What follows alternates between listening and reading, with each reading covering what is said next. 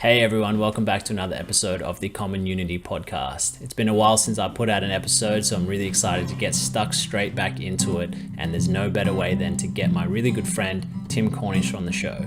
The reason why I wanted to get him on the show is because I have seen his entire health journey unfold over the last 6 years, where he's gone from struggling with his weight, struggling with his mental health, struggling with relationships, work-life balance, and now he's just running marathons just for fun. And he's been able to really make a lot of serious change and set boundaries in place with his work, with his personal life, with his health and his choices, so that he can really make the most of life. So I know you're going to get a lot out of this episode, and I encourage you to listen all the way to the end, because there's a lot of gems and a lot of great wisdom that Tim has shared about his story, so that if you're thinking about making some health changes yourself, know that it's a process, and it's something that you have to put a little bit of effort into each day, and it's a bit of a building blocks type thing. So stick around to the end of the episode and let me know what you think. Enjoy, guys. You're probably thinking, what the hell am I doing here? Why'd you invite me on this show? I just do a bit of running and stuff, mate. That's all. Yeah, that's what it looks like from I guess, from your perspective. But one thing I'm really interested in, because I know the depth of your story, is, well, what the hell happened? Because, well, you and I lived together for, a couple of years when we were maybe in our mid 20s. And I've also known you since we were, 16, 17 years old, working at the cinema in the projection room. And for those listening, if you want to know how my poker career started, it was basically funded by Tim losing to me all the time. That's what got. No, actually, you were one of the toughest competitors when I was learning poker. I will give you that. And I think that competitive side comes out in you now. But yeah, look, so when we talk about your running, I actually think you're dumbing it down a little bit here. You've gone from basically being, a bigger guy. I don't want to say Go on, say it. you weren't like a big guy, but you were, bigger than you are now, let's say. And you've really turned things around. And I'm curious, I don't know where you want to start with a bit of your story, but what happened? How did you manage to do that? Yeah, look, why don't we paint a bit of a word picture? And as you sort of said, we've known each other for many years and lived together through our mid-20s. And you knew and saw a different side of me to who I am now. So if I can sort of paint you a bit of a picture of when things sort of started to change, I guess it was probably maybe 4 or 5 years ago. I was someone who was very dedicated to work. Career was number one for me. It was putting a lot of time and effort into that. And I was neglecting, my physical health, my mental health, my relationships socially. I was focusing a lot just on work and just not generally leading a very fulfilling and happy and healthy lifestyle, I guess. And there were consequences to that. And eventually the house of cards sort of starts to fall down. And I started to have physical, health issues, things like digestion. And as you sort of said, I was a much bigger guy at the time. I wasn't treating my body the way it should be treated and looking after myself, and had some health issues that then compounded into some mental health issues as well. I was just generally leading a very unfulfilling and boring lifestyle. I knew that wasn't sustainable. I knew that wasn't something that I wanted for myself. I didn't want to be in 5 to 10, 15, 20 years time, be that person. So it all sort of came crumbling down at one point, and it affected me, but also a lot of the people around me as well. And there was consequences to that. It ended a long-term relationship for me. I lost a lot of friends at the time, and was just so focused on myself and not really looking at the big picture. And I wanted to change that. So it first and foremost started, I guess, with starting to put the right things in my body, and cutting back on things like drinking and eating bad foods and things like that. It just sounds so simple, but that was the catalyst that sort of started it. So started eating better and trying to look after myself in that way. I lost a lot of weight in the initial sort of few months and starting to do that. And from there started to, put a little bit of time and effort into things like my mental health and looking after myself outside of work and setting boundaries and things like that. And running and exercise didn't come until a little bit further down the track, but it was initially setting those foundations around nutrition and a better lifestyle for myself that sort of started to set me up then, make those changes, and then build into running after that. So it was probably running and fitness sort of started for me around about maybe 2.5 years ago now. Mm-hmm. Where I was I'd had a couple of drinks and was just hanging out with a mate, and he sort of said, look, I've got a half marathon coming up in about 6 weeks. If I can run it, you can run it. I thought, there's no way I can run a half marathon. I'll see people do it. I'll see people run 10Ks and half marathons. And I've always sort of thought like, wow, that'd be really cool to be able to do. Like, these people must be so fit to be able to do that kind of thing. And they are. But yeah, and he sort of challenged me to do it with him. And I thought, like, why not? Let's give this a crack. And I distinctly remember going out the next morning, trying to do a run, and I couldn't even run 5Ks. I remember gassing myself, pulling over on the side of the path, and I couldn't do it. I couldn't even finish a 5K run at that point. And I thought, you vomited, didn't you? You can tell us. It's all right. Yeah. I'm not going to lie to you, Brendon. There was a moment behind the bushes. Yeah. It happens to all of us. It was just, it's happened many times, I could tell you. And so, just completely wrecked myself. I couldn't do it. And so I thought, this is going to be a little bit of work, and it's going to be hard work, but I was sort of challenged to do it. And I feel like I'm the kind of person, when I am challenged and put up to something, that I will go through it and I will do it. And so that sparked in me that motivation to do it and to prove to myself that I could do it. Trained. And about 6-8 weeks later, whenever the race was, got through it and ran it. And that was sort of what sparked initially for me the running and the fitness and the exercise. And, within 6 months of that, I'd run the City to Surf, which is a big run in Sydney, big famous run. I'd run my first marathon within 6 months as well. Was training sort of 4 or 5 times a week and just absolutely loved it. So before we get into talking a little bit about the discipline around running and how you kind of went from, vomiting on your first 5K to basically, smashing out half marathons nowadays for fun. Let's rewind a little bit, because, I think a lot of the things you've talked about with regards to, when your life kind of like was sort of dissipating around you, with relationships and your mental health, your physical health. I think it's a really common experience. I've been counseling and coaching people for a couple of years now, and things like that seem to come up, where, our bodies have a really good way of manifesting pain. And that pain often is a really big, motivator for, facilitating change. And it's sort of interesting because, that's what you're kind of saying, you weren't taking care of yourself, you were eating what you shouldn't be doing, you're drinking what you shouldn't be, we can do with it, but, you're doing it too much maybe, and then that really challenged everything in your life. And I'm kind of curious, you mentioned that you came out of a relationship at the same time that you started making these sorts of changes. That also is a very common thing that seems to happen. I mean, I have my own experience with that too. When you get out of that really big relationship, you're like, whoa, what happened? How did I drop the ball? And you start looking at yourself again, and you kind of like have to refine yourself. It's a pretty common thing, like what was it for you that really, of all those things, what was the main motivator for you? Main motivator for me was, it sounds selfish, but I looked at myself and I didn't like the position that I was in. I wanted to change that. And I was looking down the path, and I was looking down the path 2, 5, 10, 15 years and sort of saying to myself, what changes am I going to make now? I need to make changes now in order to affect who I'm going to be moving forward and in the future, and be the person that I want to be and live the lifestyle that I want to live. So it was that selfish internal look that I took, I guess, to sort of say that change needs to happen now, and real change needs to happen. Because when I'm looking around, when I'm looking at myself and I'm looking at the lifestyle that I'm leading, it's unfulfilling. I'm not happy. And as you say, your body has a really interesting way of manifesting this sort of stuff when you don't take care of it. Whether that be you don't take care of the mental health side of things, or the physical health side of things, or the nutrition side of things, it has a way of manifesting itself. And that's absolutely true in my experience and what happened to me. But it was definitely that line in the sand moment for me, where I thought, you know what, this is not who I am. This is not who I want to be. And I want something more for myself, and I want to change.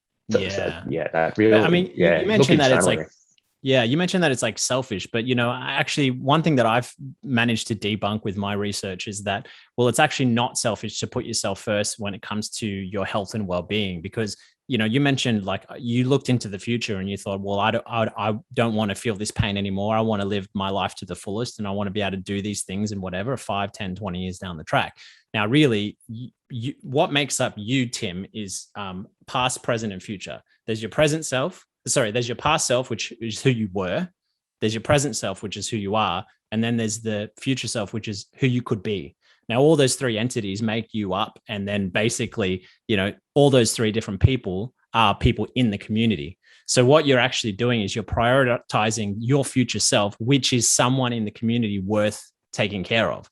And so if you could be better than you are today, tomorrow, like imagine what that could do for other people in the community, because you're going to be healthier, you're going to be fitter, you're going to be happier. Like, so I actually don't think it's a selfish thing at all. I think it's something I'm trying to debunk and like help people realize that, well, it's actually bigger than just but you have to prioritize yourself and your future self so that you can be that for other people. It's kind of like spiritual in some sense because it refers to like meaning, but yeah, like what do you think? Yeah, definitely. Yeah, I totally agree with you. And it's, whilst we are reflecting on who we were to be who we are, to be who we're going to be, I guess at that moment it was a lot of it felt selfish. It really sort of felt as though I was doing me rather than thinking about the people around me. And as you say, obviously, when you do make these, when in my experience anyway, when I've made these changes in my life and changed who I am and changed the way I lead my life, then it's providing so much more to the people around me than what I previously was able to give. So absolutely can agree with you that it felt selfish at the time. And I was the kind of person who didn't historically take care of myself. And so all of a sudden putting the attention back on myself felt unnatural to me. And it felt, as I said, again, it felt selfish. But obviously once you sort yourself out in a way, once you do take care of yourself in all those aspects, then you're able to provide more to the people around you and be more to the people around you. So yeah, I absolutely agree with that. Yeah. And I think when we talk about, coming out of a relationship, and that seems to be a common thing where people then start to look at themselves, it's almost as if like when you go into a relationship, there's a sliding slope that like you kind of fall into it and you make sacrifices of yourself to be more of a unified identity and so you sacrifice parts of yourself, which come at a benefit because, obviously when you're in a relationship, there's many benefits of that, of course. But I guess it reminds us that, well, I guess if you're single now, hypothetically, and you are looking to partner up with someone, well, you have to like work on yourself now so that when you get into it, you can continue being your best self whilst also being part of that, unified, relationship. So it is a weird thing, and I think people in relationships, intimate relationships, it's a struggle, because you often choose to hang out with the other person instead of go for your morning run or stay up late watching a movie instead of like, meditating before bed or whatever it might be, right? Like, or you go takeout and stuff. It's a pretty big challenge. I think a lot of us have, right? You've got to have the balance for sure, right? And going through a long-term relationship at that point, when I'm reflecting on it, I had lost who I was and I'd lost my identity because it had been so long that to me, my identity was the relationship and I didn't have that for myself. And so, yeah, as you say, it happens to a lot of people when you get out of these long-term relationships, all of a sudden that other person's gone and you're looking at yourself going, hang on a minute, where am I? What am I doing? What am I going to do with myself now? Kind of thing. What do I enjoy? Like, what are my hobbies? I forget all this sort of stuff. It used to be Netflix and hanging out at home on a Friday night. Now it's like, well, what do I do with myself? Yeah. So yeah, you absolutely tend to you lose that, and it's not until that person's gone that you're reflecting. You go, oh, hang on, I forget who I am for a second here. And so, and the best thing that you can do in a relationship is to, well, I want to say the best thing, but one of the key things then that I took out of that was future relationships to myself is that I'm true to who I am and that I maintain the things that keep me, things that keep me happy and things that keep me satisfied and bring that to a relationship, because I don't think that it's healthy to just sort of fall into something and lose that for yourself. You lose your identity and you lose who you are.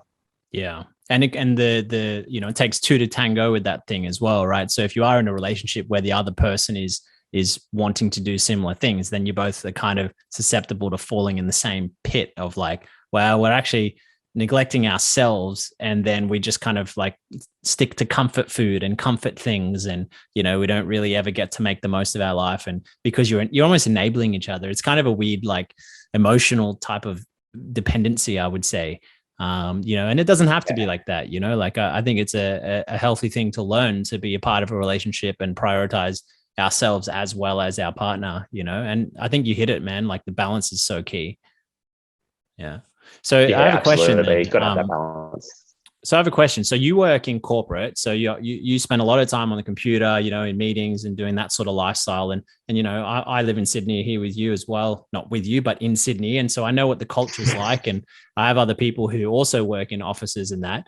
Like, how on earth do you manage to do all this running and stuff and achieve your health goals while still working at a desk and still being demanded to do all those things?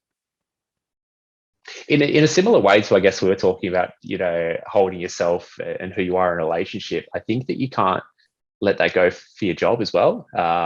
I've had experiences, as I said before, in the past where I prioritized work and work took over for me, and I felt that I was needed, that I had to be at work for 12, 14 hours a day. I had to be available on weekends, and that came at a cost of my personal life. And so in undertaking this, it's about firm lines in the sand for me that I've established with every job and every role and every manager that I've had for the last few years, to say that don't call me after 5. I'm not going to answer the phone. That's my time. And in order to be the best that I can be at work and to give you my full attention at work and give 100% to work, I need to have my time. So I think about, and it's about having those clear dividing lines in place. I think I get up first thing in the morning and train, because that helps me I've accomplished something first thing in the morning, which is something big for me.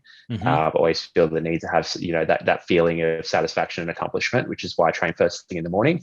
Also, getting a sweat on before work is one of the greatest feelings you can have. So before sitting in front of the computer all day. So I try and do that first thing in the morning, have clear cut lines in place to say that this is my time. And in order for me to give back to work as best I can to be efficient at work, I need my time to do my thing. So that's the understanding that I have with everybody at work. And I just sort of further to that as well, I think that workplaces have really come around, in my experience anyway, in the past 18 months, to prioritize a lot of mental health and give people those clear breaks that they need.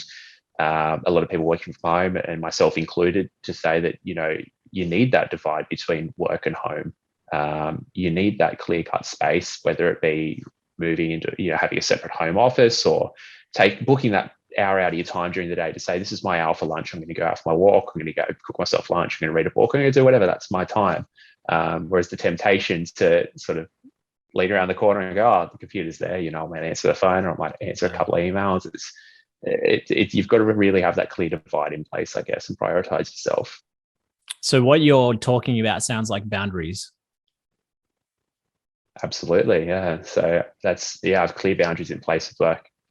Yeah. And does that come at a, because, when people also seek counseling or coaching, it's like quite often, it's, there's the top 3 things is anxiety, depression, and then actually lack of assertiveness, because people don't have the confidence to assert their boundaries because they have so much fear around the consequences of that. But it sounds like you've kind of asserted your boundaries in a healthy way, which basically suggests that you can be way better for your team. But I'm wondering, like, people fear that if I say, hey, you can't contact me after 5, then I'm not doing what I need to be doing for my team, and everyone else is working till midnight or whatever. Like, what have you found with that? Like, I was in that same trap, and I felt, or I was made to feel anyway, like I had to give to my work, and I had to give unconditionally to work. I was almost conditioned to feel that way. And in my experience anyway, there's very few employers that are going to stop you from doing that. If you're giving the extra hour, 2 hours a day, or answering phone calls on a weekend or something like that, or whatever it might be, there's very few employers that are going to stop you and say, don't do that. Don't give the extra hours. Don't do it. You've got to do that for yourself. And for me, it was just that clear understanding that I will be better at work and I will be more focused at work and able to give for those 8 hours during the day if I can have my time and do my thing and do everything that I need to do outside of work so that I can perform best over here. And there was never any pushback when I put boundaries in place. There was never any, you can't do that, or I need you at 7 o'clock at night kind of thing. It was like, you do you. Like, I know that, and I've backed it up and I've proved it, that during work I'm there and I'm present and I give everything that I need to give. And so there's never been a question, so long as I perform during those 8 hours and I give my job, do everything I need to for my job, that I can have that time to myself. And it's that clear, it's about the communication of it, setting that boundary in place and understanding why you're doing it. Yeah. So once you like were able to just say, hey, look, here are my boundaries, and when I'm at work, I'll be like way more productive. But outside of that, like I need my personal space. You found that actually, the response of your team has been pretty much, not like threatening to your role or your position or anything like that. No, absolutely not. And this, I can only speak to my experience on it, obviously, that I've had, I've changed jobs a couple of times in the last 2-3 years when I've had these sort of boundaries in place. Been promoted internally at work and those sorts of things. So you even still got promoted, Yeah, it's never been an issue for me. Career is, careers to heal. I'm pretty well. I'm pretty happy in that in that space at the moment. So it's backing it up, mate. It's a lot of people who will sort of say, oh, I need an hour for this or I need an hour for that, and they won't do the job or the work. But by showing that, I can absolutely do the job and I will be present. And that's the thing. I will be present. I will do the job, and you will get out of me what you need from that in that period. But I need that time for myself. It's never been an issue for me. And I think as well, it would also highlight if I couldn't do my role during those 8 hours of the day, if I couldn't get everything done and perform at the level that I need to perform, then they've got one person doing more job than they need. Oh, sorry, not enough. They need more people effectively. That would highlight that. Yeah. So no, it was just clear communication and just a clear line in the sand. That's all it was. Yeah, I mean, I couldn't agree more that the idea of like, quality over quantity of time, clearly, not in all industries, of course, because if you're in an industry where you need to push a button every couple of minutes, then it's probably you need to be there. But like, if you don't have to be, then, obviously, if you're able to perform, 2 or 3 times more, if you have more, routine in place and health regulation, for yourself and all that, then I mean, it seems like a no-brainer to me. I mean, I worked in an office very briefly, just working in some sports betting companies, and like, the culture there, like mostly was pretty chilled, but then there were a few people who were like, no, you got to be at your desk, from the start till finish. And it's like, why? I'm like 10 times more productive if I just smash out my work. Like, and then, if I'm going for lunch for that extra half an hour, what's the difference? I work 3 times harder than you when I'm at my desk. So why is it, I agree. Absolutely. Yeah. It's that old school. Sorry, it's just that old school culture, right? If you're not at your desk for this period of time, you're not working. It's like we're all moving towards more flexible arrangements for work anyway. It's got to be a bit of give and take, and more so than ever now, people need to be taking care of their own health so that they can be there for work. Yeah. I couldn't agree more. I mean, like obviously there's a rise in like mental health issues and isolation things right now. So I agree with you 100%. And I certainly am seeing it more on a private level as well with people I work with. And so, okay. So coming back to your running and your discipline around that, tell us a little bit about like, I'm curious as to what like your biggest barriers have been. Like, is there ever a day where you're just like, oh man, this is hard. I just can't do this, or for whatever reason, you can't get up in the morning, like, because from the outside, it seems like you're some sort of super athlete that never has any struggles. And I've been running as well myself, and I have struggles every now and then. We all have it, mate. I seriously wake up, there's days where I definitely wake up and I go, oh mate, like there's no way I'm getting out of bed this morning. I'd love that extra hour to sleep in. Or I'd love to sit home and watch a movie tonight or something like that. I definitely feel that. I definitely get that some days, and some days running just seems really hard, or, I do a lot of weight training and that sort of stuff as well. It seems really hard, and it's just very unmotivating to go and do it. But something that I learned, or a couple of things that I learned very early on is this idea that what you're doing today is going to benefit you tomorrow, and just to focus on that. The runs that you go on, the hardest runs that you go on, the ones where you really don't want to do it, might be cold, it might be windy, you just don't want to go and go on that run. They're the most satisfying runs at the end of the day. They're the ones that you finish the run and you just think, wow, like I've really accomplished something and I've really done something good for myself, because it was so easy not to do it. Yeah. But pushing myself makes me better, and pushing myself and sticking to the plan and sticking to the discipline of it is going to benefit me tomorrow, a week from now, a month from now. And it's all about those building blocks that you put in place. So there's something we're not immune. There's something that's really like satisfying about doing it when it's hard to do, rather than doing it only when it's easy to do, or choosing to do the hard option over the easy option. And it's funny because, you have like a circuitry system that kind of actually responds by, you feel better because you actually get a rush of endorphins. That's that's your reward. It's like that future self idea, like, well, that is your reward. In the future, I get to feel great for like the whole next couple of days or whatever it might be for pushing through. But again, like, I want to come back to like, when it's hard, like, that's all good and great to say, but how do you put that into play if it is hard to get out of bed? If it is hard, like if it's raining out there, but you're like, no, I still got to push through it. Like what really is it that drags you out of bed on those hard days? I think that everybody who does this kind of thing and wants to really push through those days that are tough, and be consistent. Consistency is a different thing altogether, and the building blocks is a different thing, but it comes back to why. Yeah, it comes back to why you're doing it, and that's the thing that I really focus on when it's tough, when I'm 2 hours into a run and I can't feel my knees or something like that. It's like, why am I doing this? And that's a mental cue for me. It's a mental cue for me when I'm putting my shoes on before a tough run. It's to really focus on the why you're doing it, and the why is really important. The why needs to be, to me anyway, you need to have intrinsic motivation for this sort of thing. If you're looking for external validation, or you're doing it for somebody else or something like that, the wheels are going to come off very quickly. You're going to lose motivation and it's not going to happen. So you've got to have internal intrinsic motivation for this sort of thing, and to focus on that when it really does get tough. And those are the mental cues that I put myself through on those days when I don't want to get up in the morning, or you're halfway through a long run, it's that I've got to finish. Those are the kind of things that I drag myself back to mentally to focus on.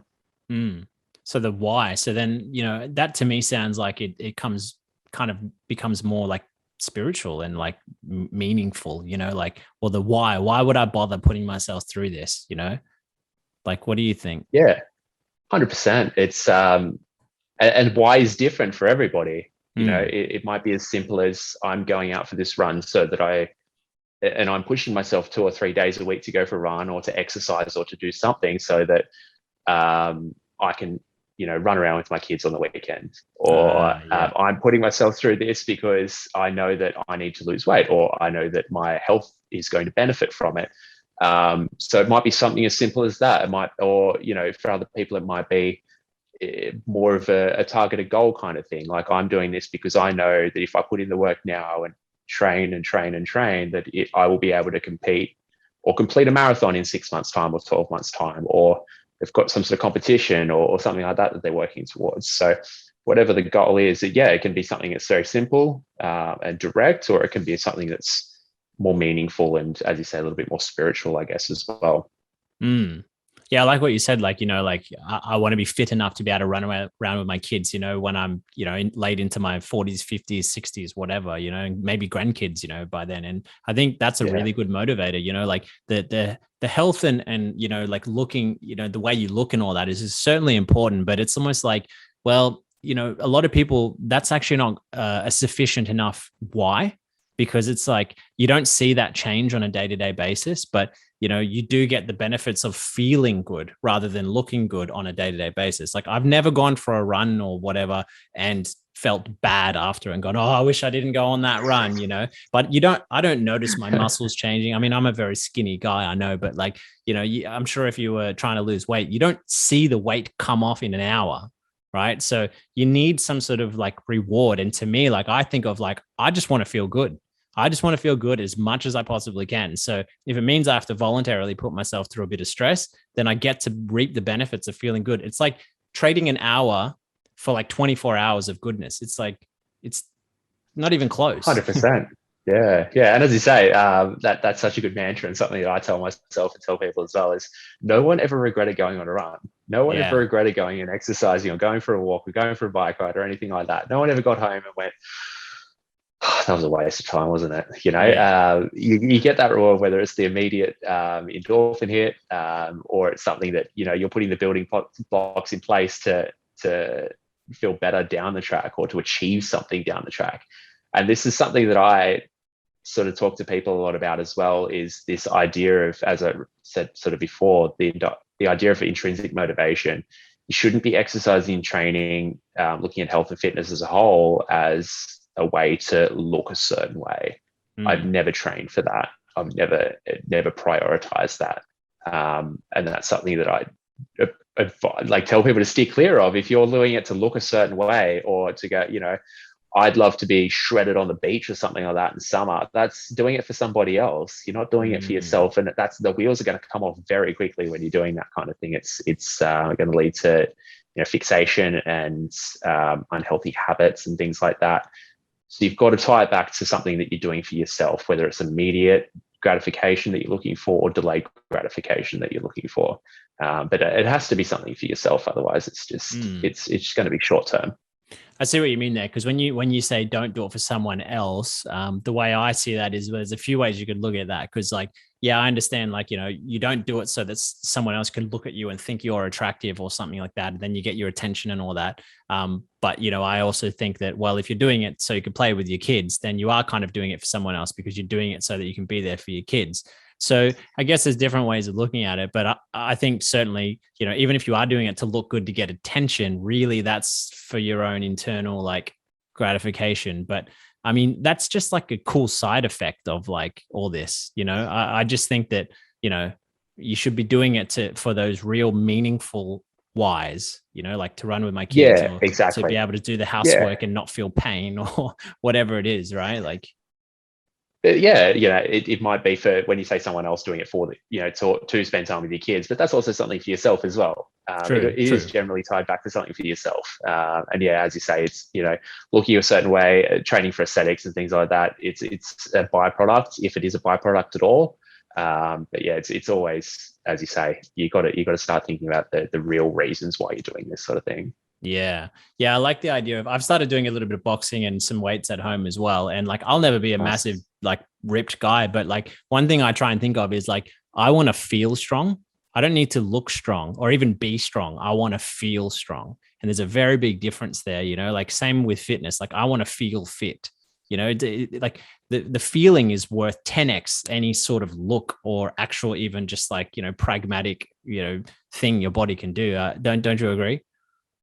Yeah, absolutely. I do, weight training and resistance training and that sort of stuff to support my running. And it's, building muscle and things like that aren't so that I can look a certain way or anything like that. It's like injury prevention for running. It's, safeguarding my body, moving into the future. As I'm in my 30s now, when I look to, be in my 40s, 50s. You're in your 30s? Like oh my goodness, you do not look 30. Speaking of looks, you are looking fantastic over there.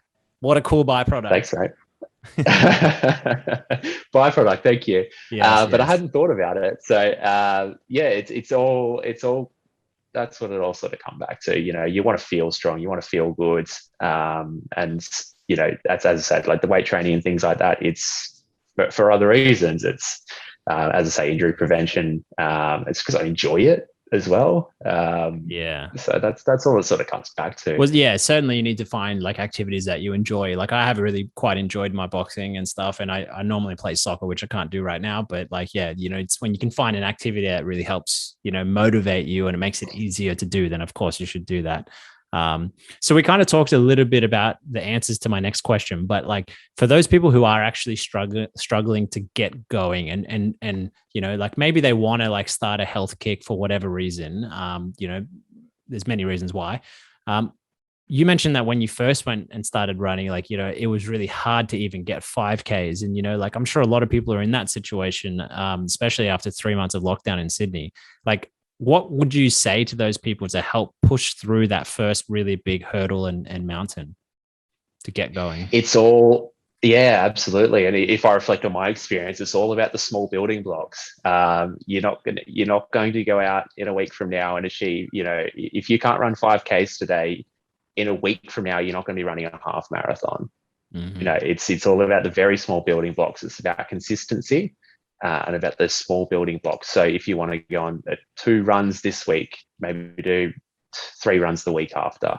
Or if you're doing, 1 5K run this week, maybe try to do 6Ks the week after. The small building blocks that you're building upon, and that's how you're going to get to the end goal. You're not going to race there. It's not a sprint. It's a marathon. And so that's the Very building good. blocks that you've got to Yeah. put in. That's the building blocks that you've got to kind of put in place. I think that's the first step.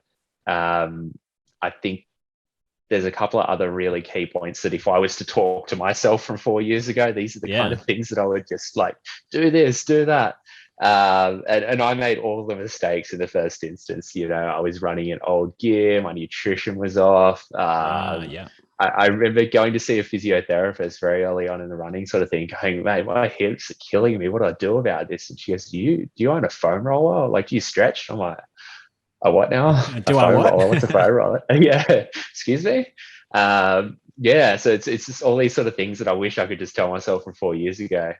So yeah, the small building blocks, don't overreach. Just very slowly build and build and build, and you'll realize in a month from now, in 2 months, in 6 months from now, you'll look back and go, wow, I've made all this progress just by small building blocks every day. Nutrition is such an important thing as well.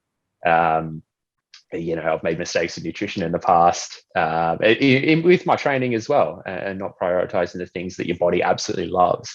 And no matter what your nutritional requirements are or preferences are, just giving it the good stuff, getting your fruit and vegetables in, getting the protein in, prioritizing your good carbs and things like that, and just really giving your body the good stuff that it deserves, and then it'll give back to you straight away. Like, Yeah. yeah, if I'm doing lots of training and trying to get food in and things like that, I still feel like, if I go and eat a pizza or a burger or something like that, I feel rubbish afterwards. Yeah. And it's for a reason. You got to give yourself the good stuff, and you deserve it. Like, you're working so hard. Why would you want to do it with not giving your body the things that it needs, and it'll respond. Your body absolutely respond with the right nutrition, and So in 30 seconds, that could you comes. give us like a rundown of what it is you actually eat, like the details? Oh, I'm very, very simple with my sort of stuff, and this comes out from a lot of trial and error. Yeah. But it's kind of like 80-20, so 80% good, clean, lean meats, protein, a lot of chicken, steak, a little bit of fish, lots of green vegetables, lots of steamed vegetable salads, and my carbs generally come from oatmeal, brown rice, and they're the two that I generally get my carb sources from. And the 20% is because we all got to live a bit of a balanced lifestyle. If I go Yeah, out of for a course. meal on Yeah. a weekend, and or run past a bakery that I like the smell of and get something in there.